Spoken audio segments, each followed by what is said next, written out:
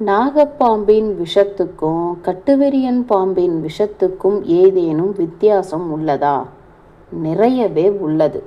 நாகப்பாம்பின் விஷம் பார்ப்பதற்கு olive oil மாதிரி இருக்கும். அதை ஒரு சிறிய பாத்திரத்தில் ஊற்றி காற்றுப்பட வைத்தால் சில வினாடிகளில் ஃபெவிகால் பசையை போல் கெட்டித்து போய்விடும். நாகப்பாம்பு ஒரு மனிதனை கோபமாக கடிக்கும்போது 200 மில்லிகிராம் விஷத்தை பீச்சுகிறது.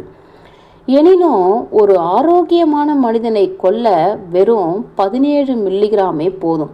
இந்த விஷம் முதலில் மனிதனின் கால்கள், அப்புறம் கழுத்து, நாக்கு, உதடு, தொண்டை என்று வரிசையாக தாக்கி கடைசியில் சுவாச மண்டலத்தை பாதித்து மரணத்தை உண்டாக்கும்.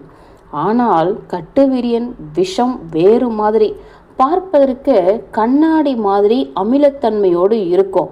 தொட்டு பார்த்தா வேப்பம் பிசினை போல இருக்கும். இது ஒரு மனிதனை கடிக்கும்போது 145 மில்லிகிராம் விஷத்தை பீச்சு விடுகிறது. ஆனால் ஒரு மனிதனை கொல்ல 42 மில்லிகிராம் விஷமே போதுமானது.